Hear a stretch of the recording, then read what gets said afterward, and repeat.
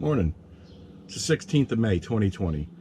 My friend and helper, Bob, same name as me, it's the Bob and Bob Show, are going to be working on changing out gable vents on both sides of a home in Falsington, Pennsylvania today. So that's where we're going to be heading. So this is the intro to the video because he'll be riding with me, and I wanted to change it up a little bit.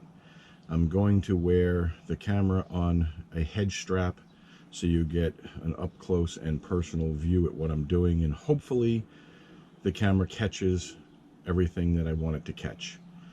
We're going to do both sides of the home, and we're going to do it right after this.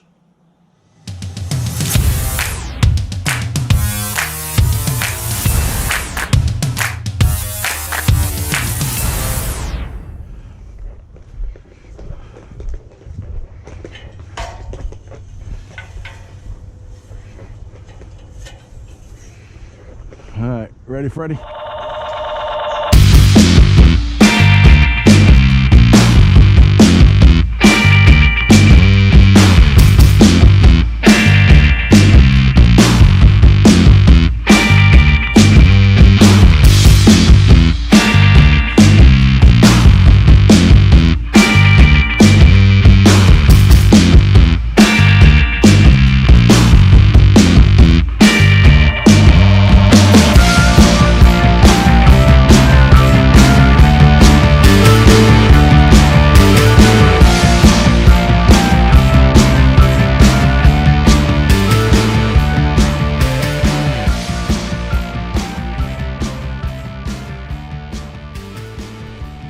OSHA is the Occupational Safety and Health Act, and it was a bill that was passed by Congress in 1970 and signed into law by President Richard Nixon on the 29th of December of the same year. This bill was designed to create a safety standard for workers in order to reduce poor practices and to reduce risk of injuries and death. And under OSHA guideline, under Chapter 29 of the Code of Federal Regulations, 1926, Subpart 10, it states that when working from a ladder, that worker must maintain 3 points of contact at all times. That means 2 feet and 1 hand on the ladder at all times. Being a former fire chief myself, and having been responsible for the training and safety of my firefighters, this comes as second nature to me. However, there are many people still today that do not practice safe ladder usage. I see it all the time. I see homeowners leaning way off the side of ladders and putting it on top of picnic tables so they get it higher, and not having it at the 45-degree angle that it should be at. There's all kinds of things going on, so you got to be really careful using ladders. Now, according to the World Health Organization, the United States leads the world in ladder deaths. We have more ladder deaths in the United States than anywhere in the world. And every year, we have over 164,000 emergency room treated injuries and over 300 deaths. And get this, most deaths caused from falling off a ladder are from 10 feet or less.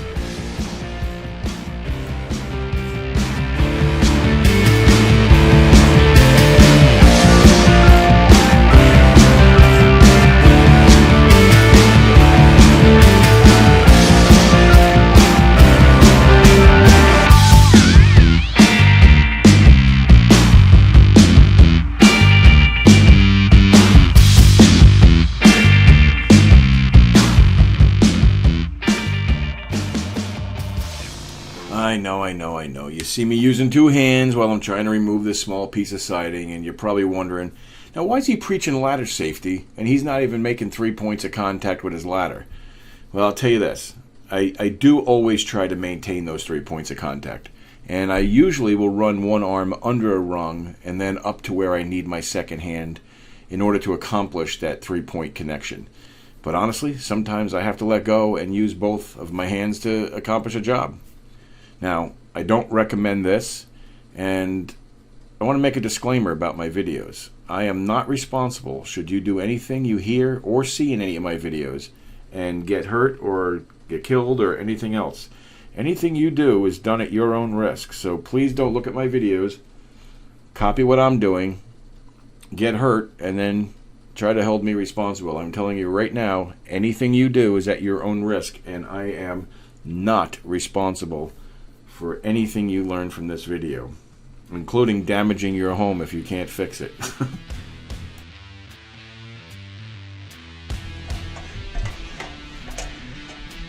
It just hurts my feet. The ladders? No, these Look. Yeah, but look how that's put together. Look how that goes together, this round piece. Oh, they siliconed it. No wonder I couldn't get it out of there. That one too?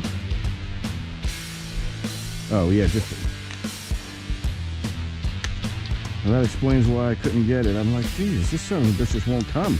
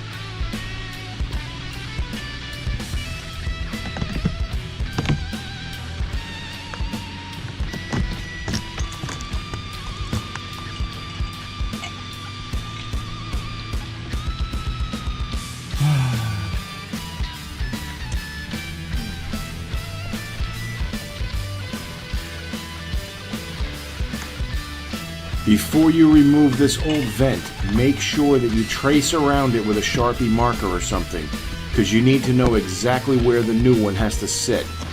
This is a very important step. You'll see why in a few minutes.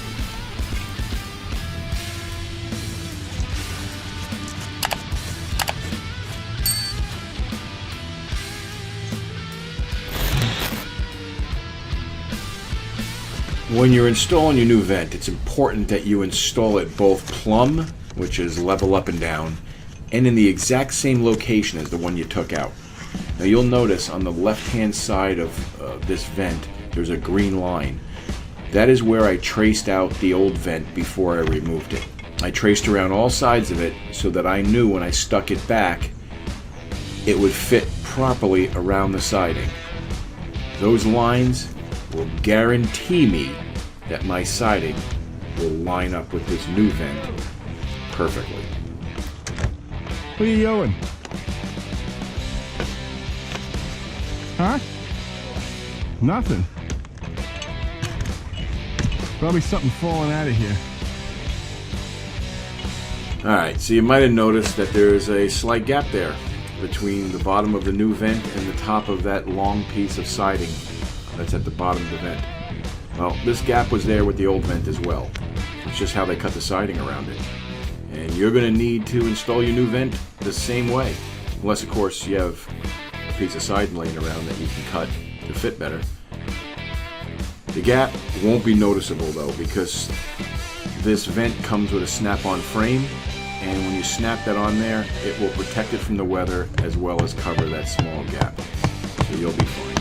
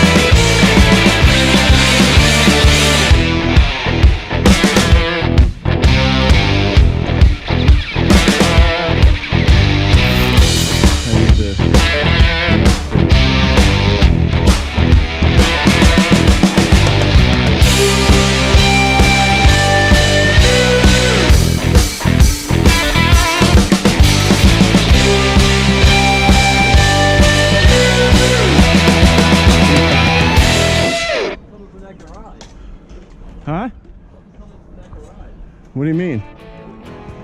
Oh, whose garage? Across the street?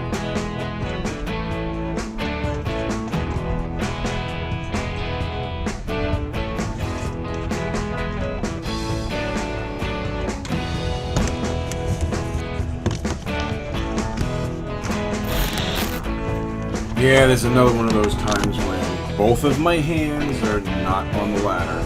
I had no choice. I do not recommend this. I know you're seeing this in a video, and I'm a professional. I do this all the time, but that doesn't make it right. In fact, it's something that you should not do. OSHA also requires that anytime you're over 24 feet, you need to have fall protection. Be strapped onto the building, so if the ladder was to fall, you do not hit the ground. There's a lot of rules with these ladders. If you don't follow them,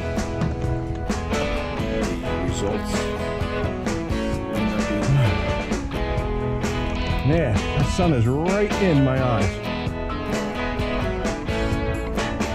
Well, at least it'll be on my back on the other side. I gotta tell you, I wish I would have recorded the other side. You would have found it a lot more interesting. When I took the vent off the other side of this house to change it, there was a wasp nest in there. And now the vent's off, what are you gonna do, you know? I literally got this vent on in double time, and I was like cooking because I didn't want the wasp to sting. About 5 or 6 of them were flying around outside of the nest. And I put the vent over the hole real quick and drove 2 nails in it to kind of contain them in there. I told the homeowner you need to get somebody to go up there and spray or something because the nest was quite large. I didn't want no part of it. The funny part about this is the guy that's working with me is one of my best friends. His name is Bob as well. And that's what he does for a living. He's a professional exterminator.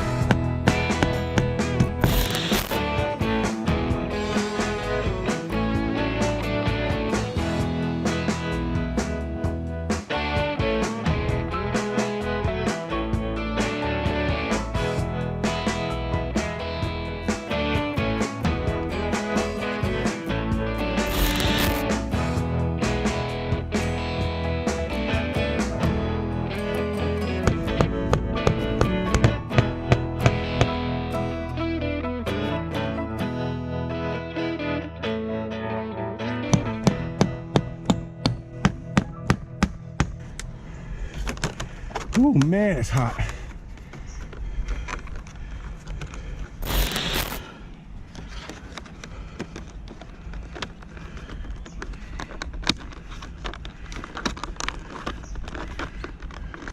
Alright, so this little piece of siding, I put some clear GE silicone into the track of it, so when I push it up in there and it cures, it'll prevent it from blowing out in a high wind.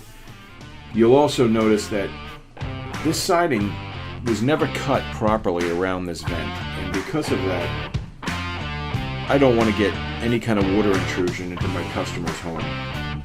So I'm going to run a bead of the same clear GE silicone all the way around the edge of the siding to ensure that no water intrudes into his investment.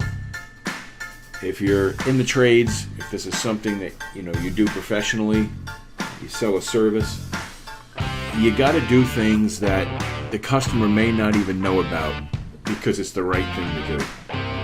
So if you see something that's a problem, even if you weren't hired to do that, bring it to their attention. Don't just close something up and say, well, it's been that way, whatever. In this particular case, I was hired to change these 2 gable end vents out, and this is part of it. This is not something I need to go to him and say, hey, listen, I'm going to do something extra for you here because the siding doesn't fit around this vent very well. You just do it. It's the right thing to do. You make sure that their investment is protected, and you sleep well at night. Now I'm going to put the vent cover on, the snap-on frame, and that'll be the end of the video. So you'll get to see what it looks like here in the next clip.